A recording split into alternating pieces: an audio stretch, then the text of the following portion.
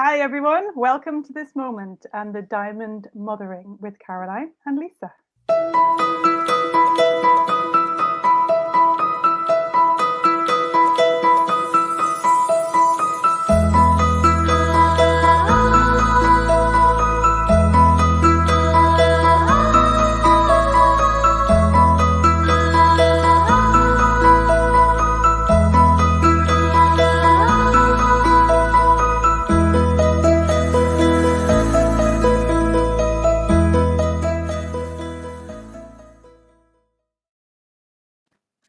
Welcome back, everyone. A very warm welcome to tonight's show. And we have a really amazing guest. I can't wait to hear all of her story. She sounds phenomenal. It's the only word I can express her story. And Lisa, would you like to introduce her? Yes, I would love to do that. I've known Sherrie for about 14 or 15 years, actually, and I'm really happy to have Sherrie Yeomans on. I was actually thinking this morning before coming on the show, I've invited her on because she's such an amazing demonstration of the feminine force. And often when we, as women, look to empower ourselves, sometimes we use masculine qualities and we don't realize how powerful the softness is and the vulnerability is. And I think Sherrie is such an incredible example of this because, I mean, I'll let her share her story, but from being a businesswoman who one day decided she couldn't do business in a major city and just picked up her kids and went on the road not knowing where she was going to land. Like, that takes guts, right? Not even knowing where you're going to. Arrives in Byron Bay, decides to make her business online so she can keep doing business and never has to go home. And that's just the start of it, right? So she's a mother and she's an activist. And in the time that I've known Sherrie, I've picked up newspapers and I've seen her chained to trees, actually fighting for something that's really worth fighting for, like, a really old tree, and glued herself to roads, just so that she can really have her voice heard to protect her environment. And really her passionate planet protector page describes it all. She's a passionate planet protector and a lover of animals and lives in this beautiful home, which one minute she can be renting out for $1,000 on Airbnb and the next minute it'll be open to the homeless. So this is someone that's really following her gut and her intuition and living it every single day. It's love in action. So welcome, Sherrie. I'm excited to hear some of your stories. Good morning, Lisa. Gosh, it makes me laugh hearing all what you've just shared. I just go, God, that sounds slightly crazy or a little bit left of centre, but it's just, it's just what you do when you're feeling from your heart, and it can be really spontaneous, and it can be really, just an intuitive flow of life, I think, more so than anything, and of knowing that every step that I'm taking is definitely in the right direction. I've never had any question in that. And yes, starting from the beginning, I mean, I was a stepmother from 19 years old, and then have lived in that space, as well as my own children, my two beautiful children, and then also a blended family of, 4, 6, 8 and 10 ages. So I've also lived very much in that's been a huge part of my life since I was 19 as well. So it's just living from my heart, I think, more so than anything. And it's and just knowing my intuition is always taking me in the right direction, and I've never questioned it. And you're actually the first female harness racer too. Like, when I actually sat and reflected, like, I've heard your stories over the years, but when I actually sat and reflected, I thought, wow, it's so true. When you're following your intuition, amazing things happen. Absolutely. It's really and having the words I keep on using more so recently are faith and trust, and knowing that no matter what goes on, everything's going to be all right, and living in a place of faith and trust. And I could go a little bit more in depth into from the beginning for myself, but basically I left school. I won't go there, but I left school when I was 14, and so sort of straight into doing what I love doing, which, as you just mentioned, was horses. And I love that so much, and it gave me an out from school as well. So it gave me an out from this with horses. Horses' hearts permeate 5 times further from their body than any other creature on the planet. And so that connection for me as a teenager could even say was a lifesaver. It was so such a heartfelt connection with each and every one of those horses, and it really it took me to the next step. And yeah, harness racing driving was one of those first steps that I took, and yeah, I loved it so much. The exhilaration and the what goes on with that. You're going at a very fast speed, and with a lot of men basically around you in sulkies is how it was. And it was great fun, and a really again, I say many of my life lessons were learnt through horses, and with horses you have to be present. You can't be thinking of something else or doing something else while you're in connection with the horse. They know what you're thinking before you know you're thinking it, and so clearness and clarity is required, or before you know it, you're on your tail on the ground, and that's not where you want to be, because it's a very it can be a very dangerous industry as well. So yeah, that was lots of fun. Wow. It's amazing. And where do you think that connection came from, or that trust, like, from your childhood? Like, where do you think that sprung from? I think it's just, to be honest, my connection to spirit. I feel so very connected to animals. I always have been. My best friend when I was a little girl was Bambi, a little puppy. So, and I still have, I've got 3 dogs here around me now, still have 2 horses, and, however many birds on the front deck, etc., etc. So that connection to my own spirit, and to knowing that, each and every being on this planet is a sentient being, and there's the connection that we have with those, and the trees, the lands, that Mother Earth, Father Moon, the sky. It's we're all connected, and just to feel that, and to feel that connection, as I say, for me as a teenager, was a huge step in getting me into the path of my life. And so it's a connection that we all have, and some of us just live it at a deeper level than others. Yeah, it sounds like you have lived a life of flow, kind of, you're just moving with. Say that it's certainly it hasn't come without its challenges. And as I say, the horse connection for me got me through that stage, or I may not be here today. So it certainly was a big challenge in my life,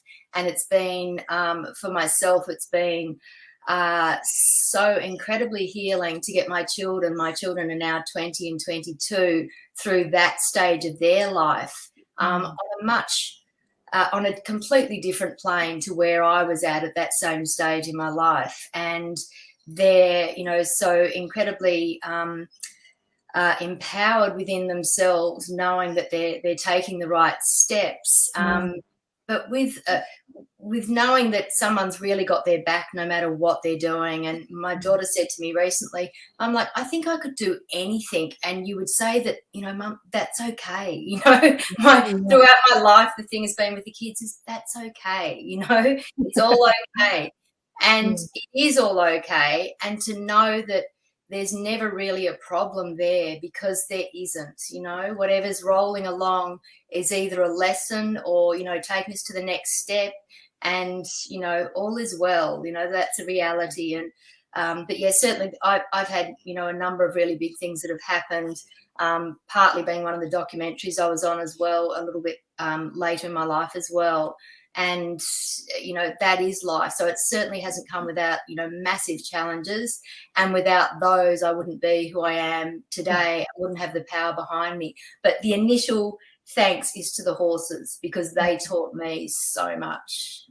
Wow. That's amazing. And that when you talked about that challenge, I remember you sharing with me that when you were younger you had, and I can't quite recall the details, but you actually got really, really sick, and you ended up making a documentary about it because you got so sick from this medication that you were prescribed. Can you tell us a bit more about that, and just how that sort of informed your life as well?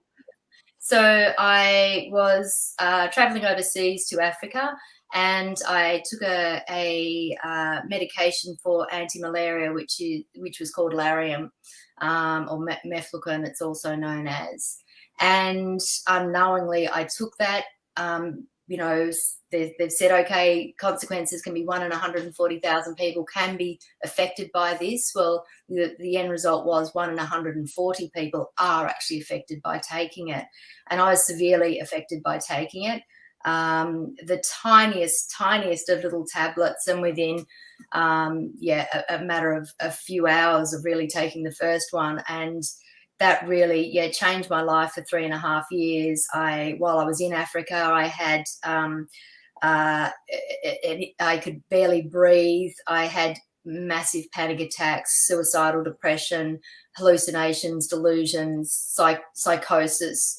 As soon as I returned to Australia, my blood pressure was 240. I was sent to Fairfield Infectious Diseases Hospital because they thought that I had malaria, and they came back with no, it's mefloquine toxicity. And I then spent the next 3.5 years trying to get well. And I was suggested to, class actions and all sorts of things. And I went, that's not where I'm at. I just want a positive out of this situation. And I ended up connecting with 2 other Australians, and we were on SBS Insight, sharing our stories of what had occurred. At the same time, the Australian Army half of them were taking mefloquine and half of them weren't. There's, to this day, thousands of litigation happening for people that basically lost massive parts of their lives because of taking this medication. So that was huge for me. I was still trying to run a business, just bought a new property with my partner. It was a huge time. It was at a time when I really wanted to have children, and they kept saying, you cannot have children, you cannot have children, you cannot have children. It was a really, really incredibly difficult time of my life. And I'm very grateful to my partner at that time, Trevor, for the love and support that he gave me. And I'm also so grateful to my son, as I've since been able to share, because finally, after 3.5 years, I became pregnant. And as I said to Cooper, when he was going through a really, the teenage difficult time of feeling depressed, of saying, you know what, this occurred with me, and then I popped out the other side, and you were my savior in that. And he really was. And I've never gone back to that place ever since, and then obviously flowed on to my beautiful daughter, Tian. And I've just been, I could say, pretty much been in this love bubble of motherhood ever since, so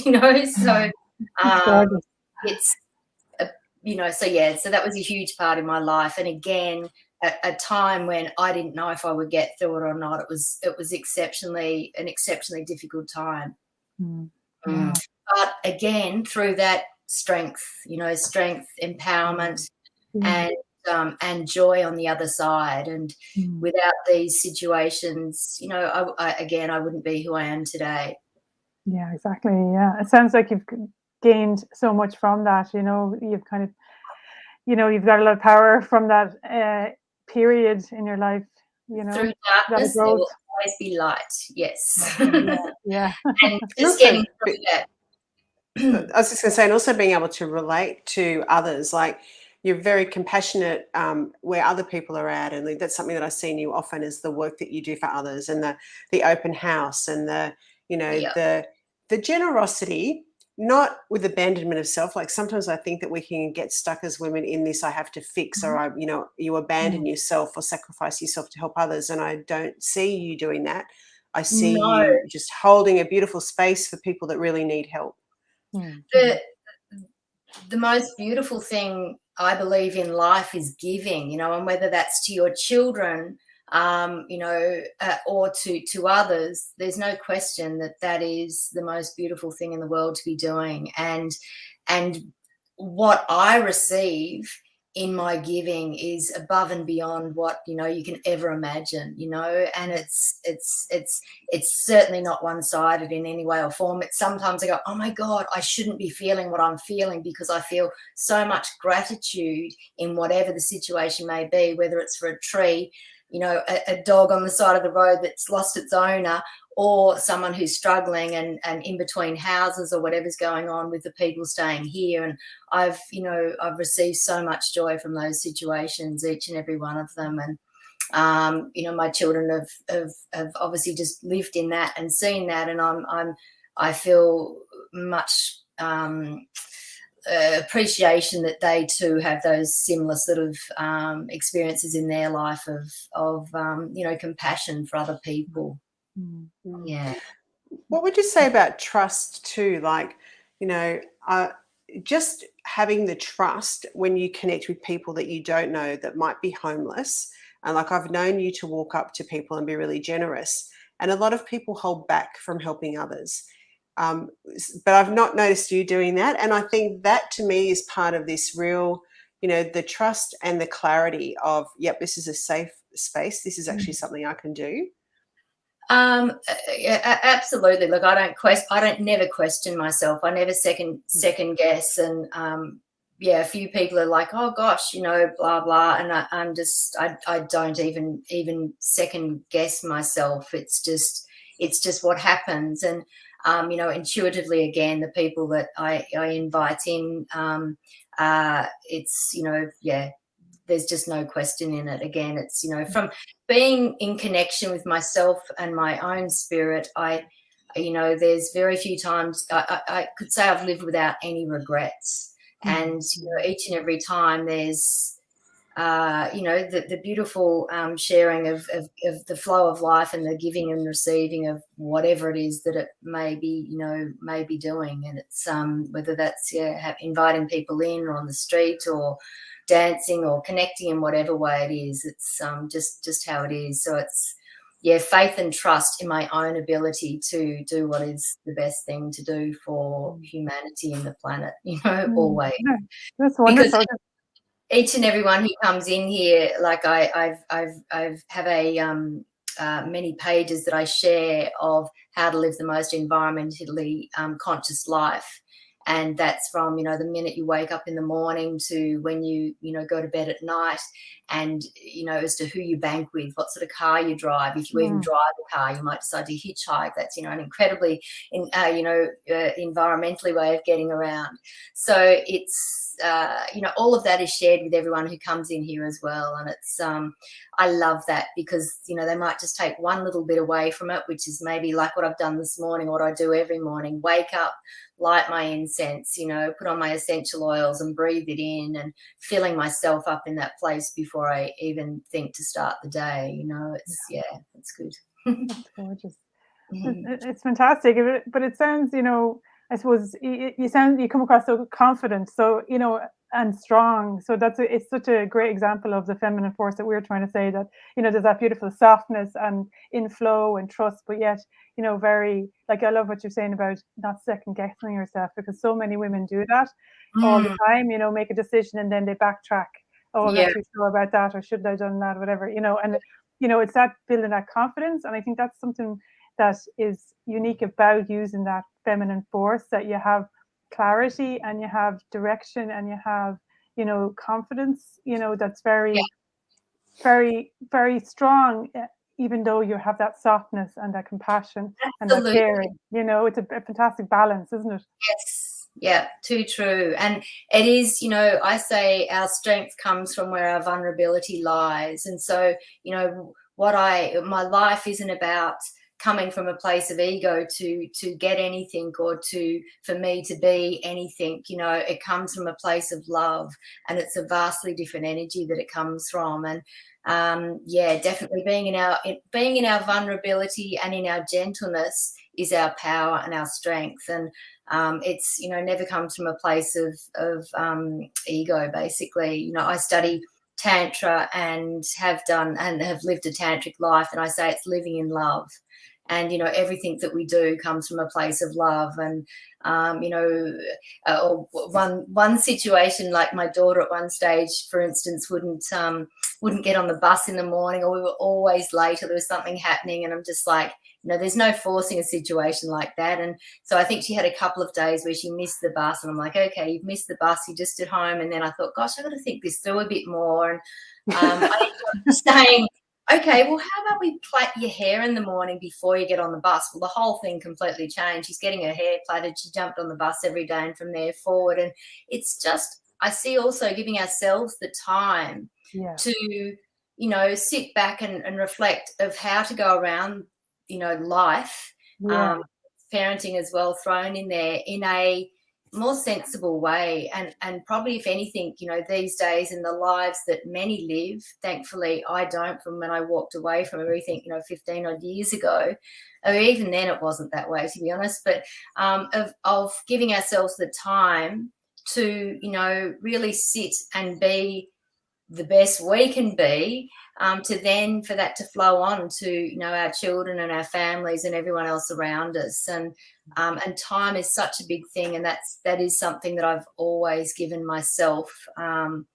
Even when I was running a business in the building industry in Melbourne, and I never opened the shop until 10 o'clock in the morning, and people just had to wait. It's just, you know, I had things to do, you know. And that's just me. I like that. Good, you know, that's fine. So it worked, and it continues to work to this day, 35 years on, you know, nearly to the day when I started my business. So when I started my business when I was 21. So it's, you know, again, it's all that thing of faith and trust in ourselves, and of, you know, following our intuition, and and knowing all is well. And if there's a along the way, then hey, you know, that's supposed to happen for our greatest learning, and you know, it flows on to the next step. Yeah. Oh, wow. I love that solution, because we often talk about that, how when you come back into your feminine force, the flow actually gives you these solutions that you would never have been able to think of yourself, like plaiting hair to get your daughter on the bus on time. Like, it's like that is such a great example of how it works, because I've had situations like that too. Like, these things just drop in and you go, oh, actually, that's great. And it works. You know, the simplicity of life. Hey, it is actually that simple, and sometimes we make it really complicated. And it really is quite simple. Actually, what was happening there, that she probably needed a little bit of connection, a bit of TLC, you know, and to be connected to you before she went to school. So braiding her hair, too true. And also, it was heading towards a power struggle, and like, you're never going to win a power struggle. It was like, you want me on the bus? I don't want to be on the bus. It's just like, I'm never going to win that, and I would never want to win that, you know. So to go around it in a different way, but also time and connection as well. That's it. And, you know, with obviously running, as I'm saying, to give ourselves time to think that through. But with running a business, having two children, I was a single mum from when my daughter was 11 months old and my son was 2. So I've been a single mum for the bulk of the time as well, but I'm also have a fantastic relationship with their dad. So we've co-parented from 2 different states throughout most of that time, not the first 4 years, but after that time as well. So it's always been the juggle of life. So exactly, time is not always that free flowing. So too true. And it's like little things like that, though, are great little tips for people, because I've felt like that. But, you know, I always notice when children are small and they're wanting to leave the house, I talked about this before, I think it's always like, you notice anxiety coming in with clothes and with getting just before they go out the door, like it's like, you know, putting socks on, or, you know, they really, it's just they don't want to be separated from you, and they have a little bit of anxiety around it. And you're not, you know what I mean, if you're busy and you're thinking about work, whatever, they're picking up on that as well. So like your energy is changing, their energy is changing, and like that was a lovely solution to the problem, you know. Absolutely. I love that. And just what you're saying there, Carolyn, makes me think again of my daughter, of when, like, she was from when she was 11 months old, she would dress herself, and there was no changing that until, like, you know, right the way throughout. And I allowed that, rather than saying, hey, I think you should wear this. And, you know, sure, on the odd occasion she did go out naked, but that was okay. And then other times she wore her pajamas. But because I trusted in her ability to choose the right clothes, she's an empowered 20-year-old woman now who's about to head down to Melbourne to, you know, buy a new vehicle tomorrow. And, you know, all instigated and organised by herself. And she's, you know, she's working with horses, as well as doing a couple of other things that she really loves and enjoys doing as well. So, you know, again, having faith and trust, and us, you know, stepping back and not wanting to control situations as well is really empowering for, you know, for our children. There's no question. And I think that pattern kind of, you're creating that kind of pattern and trust, so they can start to trust themselves. So even in later life, then you hope that they have more discernment about, like, you know, choosing partners or making big life decisions. Because I notice, you know, and I've just been noticing over the last 10 years, even just with, you know, children that are very obliging, you know, some kids like just go with the flow, but then that becomes a problem later on because, you know, they don't have that connection to their own knowing as such, you know, because they haven't developed it. So then they end up kind of drifting around with no direction or no meaning, kind of, you know, in their life. They're not connected to a sense of something that they feel, sense of self. Yeah, sense of self, and also a sense of purpose, you know. So it kind of gets a little bit, so I think, you know, developing, or even I was thinking the other day of just how important it is to give children power in their house, in their home, in their childhood. Absolutely. Nearly, you know. Absolutely. And the decisions that they make, from the clothes that they wear. And I'm blessed, you know, raising my children here in beautiful Byron Bay. And my daughter, this is another story that I love. I went to the local community school here, which is partially parent ran. And the children, you know, were very much empowered and within the school, and us as parents will get in and share various different skills that we had with the children, as well as having their normal teachers. And one day, my daughter, who's been vegetarian since she was 9 years old, they had one of the teachers showed a video of the running of the bulls, which ended up entailing in a bull dying. And Tian got up and walked out of the class and went to see the principal and said, "This isn't okay. This isn't okay, what we're being shown here."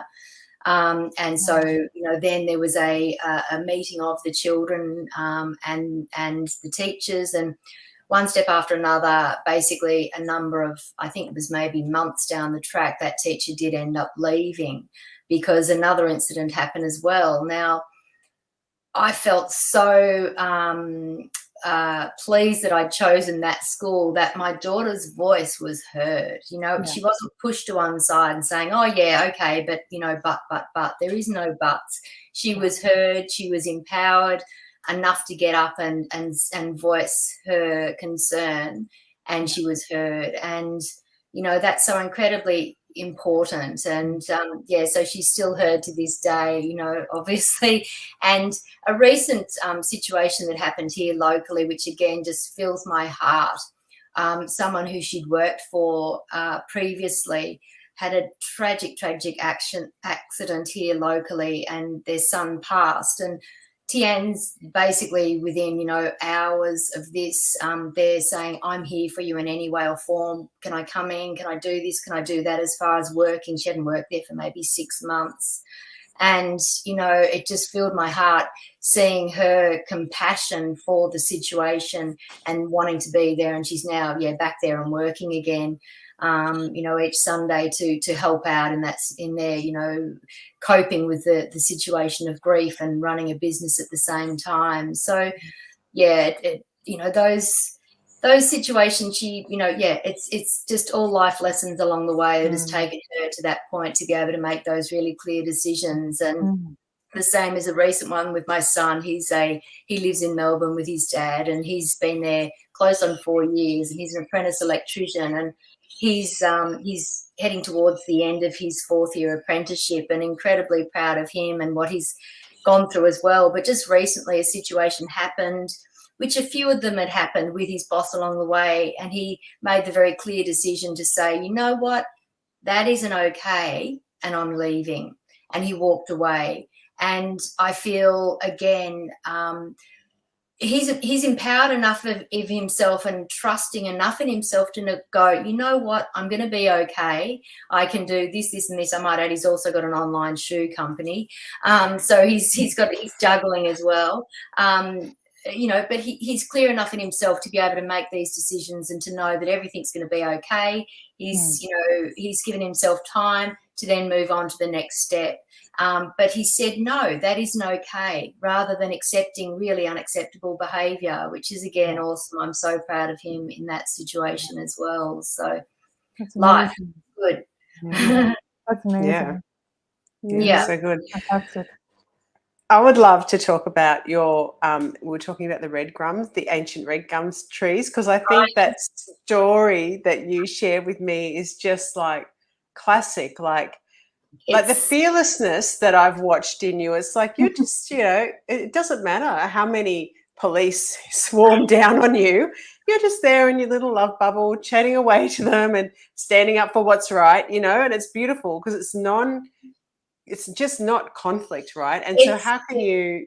Totally. It's, I've had many situations like that over the years of, out at Wine Forest and here in Lennox Head, chained to the 200-year-old Moreton Bay fig, and of, again, coming from a place of faith, love and trust and just doing what, oh gosh, well, this is what needs to be done. So, hey, I'm going to do it. And a chain always works fairly well if you're near a tree and threatening that with the media guaranteed to get them on board. So, so I'd had a little bit of practice at that, but back in 2018, myself with the property owner and the traditional custodians started the second longest blockade in Australian history, which was protection of sacred lands, 3,000 odd trees, and incorporated in that the 800-year-old birthing tree, which was world renowned, being compared to the Notre Dame, that they were going to take the trees out.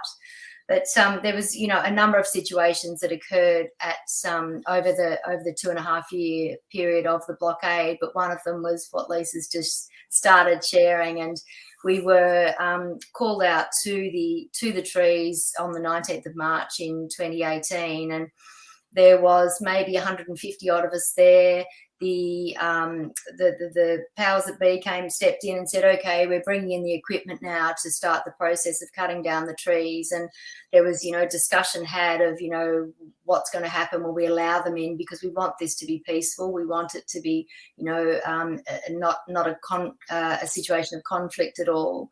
And I was just sitting there feeling inside of me, just immediately going, we can't allow them to come in. We can't allow them to come in. So through numerous discussions with the traditional custodians, because clearly that's their lands and that they were there protecting their lands, we came to the decision to not allow the equipment to come through to start clearing these incredibly beautiful sacred trees.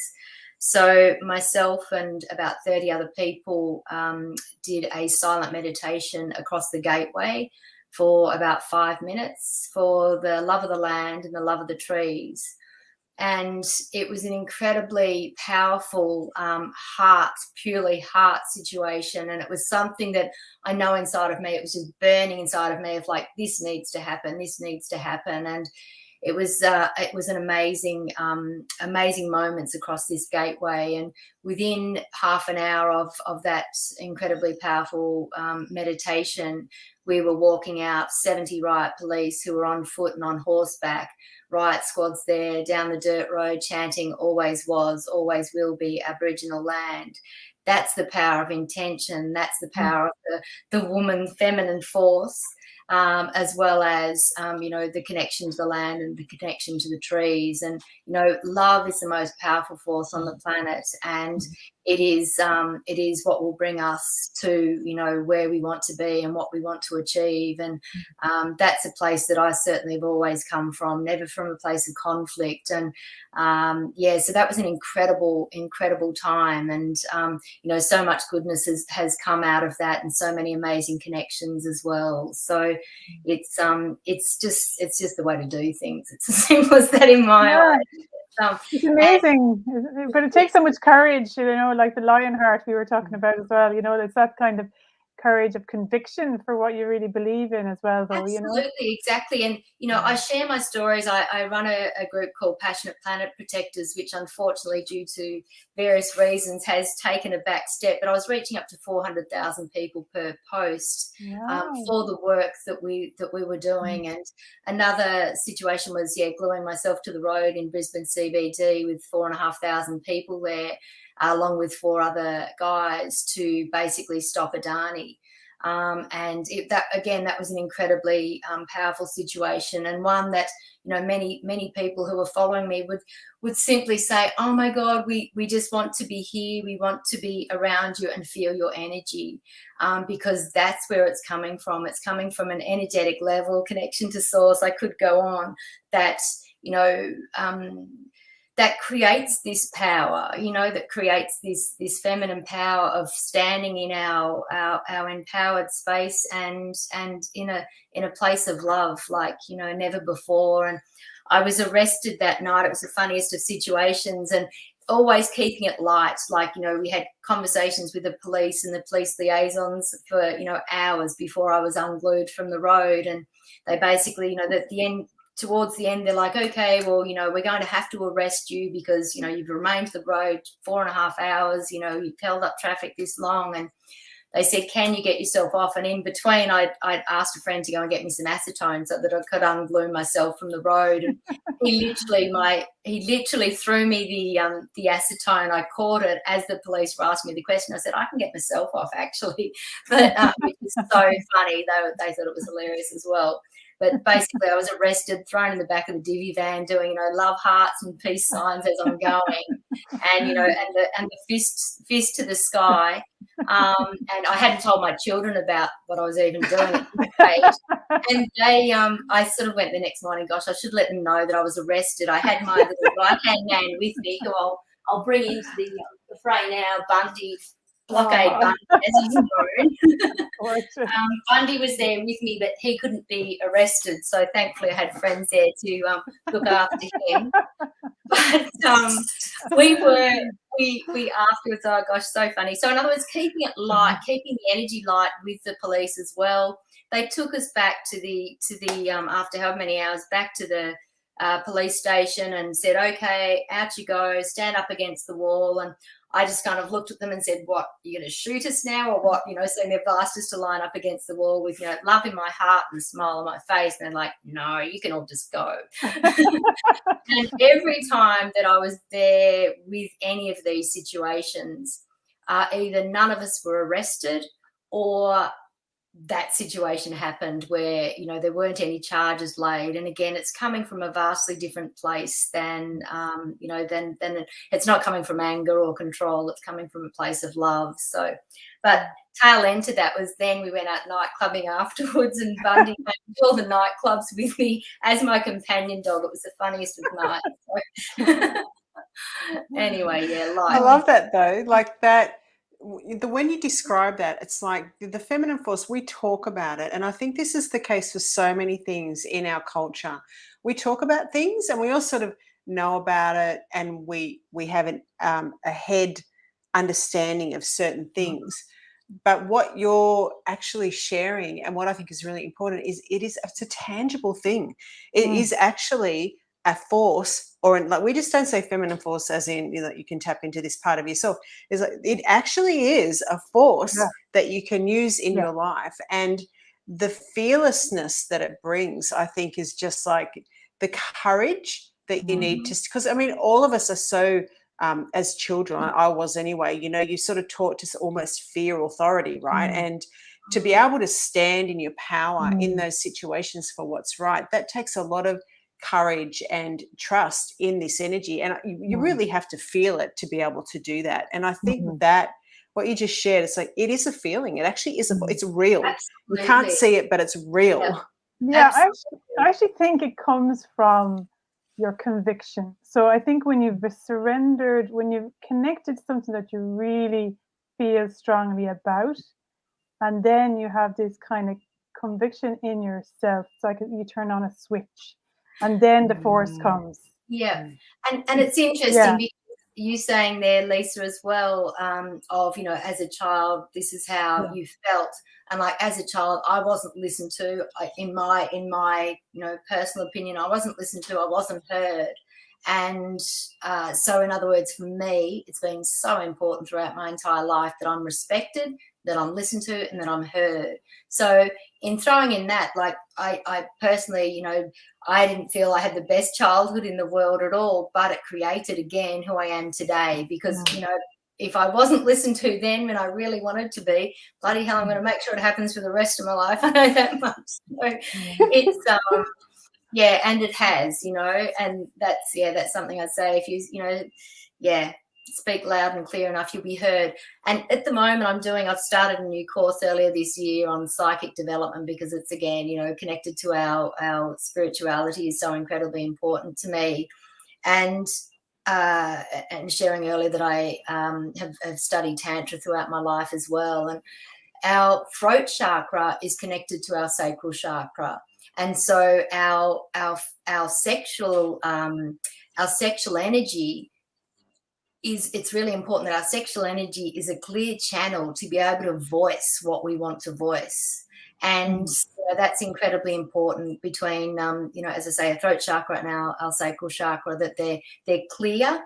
And if they aren't, do various exercises to clear our channels so that we can voice what we want to have voiced clearly and loudly, so that we're heard for, whatever reason that may be. And I'll share something else, because I always seem to have several things up my sleeve that I share. But I think I've shared this one with Lisa. I bought a lamp probably about 2 years ago, and it's a beautiful lamp. It's from a garage sale, $5 I'll add, because everything is sustainable around here. And it's a lamp basically of the masculine on his knees with his hand in the air, with the feminine in her full vulnerability, and he's holding her from her sacral chakra, and she is then holding the light.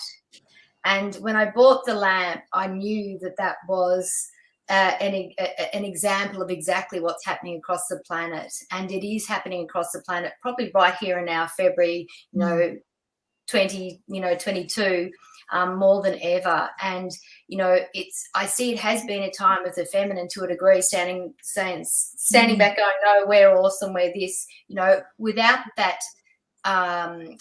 backing of the masculine energy within ourselves, and also from the masculine, I'm sorry, it's not the same. And there is no separation between us all. But so, I share, we are returning to the gods and the goddesses we once were, with a whole new level of consciousness. And that is, the masculine being needed, being wanted, and the feminine in her full vulnerability, not from a place of ego at all, holding the light with, the backing of the masculine. And it's exactly what's happening. I'm getting shivers all through me saying it. That is so gorgeous. I absolutely love that. That's amazing. Because I've just said something similar not so long ago, but like it's a co-creation, because when the divine feminine rises, the divine masculine will as well, so it's kind of like it's bringing both forward. And I love what you said about the voice, because I have a women's group as well, and I do a one-on-one conversations with women that kind of try to give them their voice, to do it in a private place where they can kind of just, especially when women haven't seen themselves on screen before, they haven't heard themselves speak about their life, they haven't had a space that somebody might be even interested to hear that, that kind of way. So it's really a brilliant exercise and I only had actually recently heard about what you just explained about the voice there as well, being connected, to, our alignment, I guess. That I hadn't understood, but I suppose intuitively I understood that it's so important to get the voice cleared, so they can become confident in themselves, to be able to just voice what they really want to say, Absolutely. Yeah. And you saying that, no question. It's so incredibly important, and it's interesting. I'm just thinking, this has never come to me before, but in my instance, if there isn't something that I'm voicing about, I'm just probably looking for the next thing that I can voice about, as in stand up for, and and have a voice for. And there's that's a big part of myself is having that voice heard. And it's come from various different directions throughout my life, but right now, or until recently, it certainly has been activism, that's for sure. So important. But that sexual energy, I say throughout my life, everything that I've achieved comes from, you know, my sexual energy, and that is, you know, paramount for me. It's such an incredibly important part. And sharing and teaching, as Lisa, as I've shared with Lisa previously, you know, I've studied Tantra throughout my life and live a life of love, coming from a place of love. And it's sacred sexuality is something that's so incredibly important to myself. And it's interesting in the empowerment that gives us as well in our in the choices that we make, and it gives us power to have our voice as well. And I see it's such an incredibly important part of our lives as well. And I personally see, not necessarily everyone feels that it's as important as I do, but I know for me, my sexual journey has been an incredibly important part throughout my entire life. From when I was, I'll say 16 years old, I knew it would be an incredibly important part of my life. And that's been such a big part of my life in being able to have a voice, because that's been my driving force. And that's also creativity, isn't it? Like the sexual energy, like for me, the feeling of that sexual energy, there's no, that is the love flowing through me. That is the creative flowing through me. Like there's really, it's just so incredibly powerful. And I think especially in women, what you're saying, Sherrie, there's just so much suppression of our honouring of that and our capacity to be in that and allow it to be what it is because of how we've been brought up or what we're shown, or even like the current culture now, how it degrades all of that so much that we've come out of the purity of that energy, which is so incredibly powerful and can actually connect us to our source. We've sort of moved out of that, and it's become this transactional thing, this thing that gets sold and sells things, and you know, it's just so distorted at the moment. So I totally agree. It's important. Yeah, I was just going to say the same thing about, you know, for me, creativity is, you know, paramount, but eros that you're talking about, it's the force of life itself, which is creative force, sexual force is the same thing. It's the same energy as such, you know. So, you know, if it unlocks, you can unlock it either way, through your creativity or through your sexuality kind of thing. It's all kind of one. So it's I suppose, and the voice that you're talking about as well, it's all the same. So it's like you could work with somebody, just giving somebody their voice, getting more confident, bring themselves out of themselves, then they become more creative, then they'll get more, you know, their sexuality, vitality, you know, will increase as well. And then they start, it's funny because we were talking about this I think before as well, about when you start moving into, you know, your own truth and embodying it, you become a lot more attractive to people, but then you have to become more discerning because there's more choice. So it's kind of like, it's all an evolution, isn't it? And that's where the sacred sexuality, I think, comes in really well then, because then you have more choice, you have more, and then you want to choose wisely. Yeah, absolutely. And again, in that space, I've never second guessed myself. It's, you know, I feel blessed to have connected with the people I have over the years. And look, I've had, you know, a number of relationships. There's no doubting that. I wasn't put on the planet to be with one person. I know that much. And that's because in my process, I'm healing, and I'm healing people in that process as well. And it's such a, you know, I'm still connected with, for instance, my boyfriend who sends me regular messages, and I send him regular messages from when I was 19, and most of my partners throughout my life as well. And there was this amazing connection of the impact. You know, we need to know the impact we can have on people throughout our lives, and how we can change lives like that. And that's, you know, I'll hear from someone who I met, you know, 20 years ago, and they will say, have you got any idea, you know, how you changed my life? And I only met them for maybe 48 hours, but I changed their life. Each and every one of us have that ability within us to change ourselves if we want to, or have that healing capacity within ourselves for others as well. And to know each and every one of us are healers, and we have the ability to heal ourselves throughout our life is, really, really important. Yeah. Oh, that's beautiful. Amazing. It's so true. Yeah. That's so good. Well, we're coming to the end of our time. This has been like such a juicy conversation. Yeah, absolutely. I'm just like, maybe another day.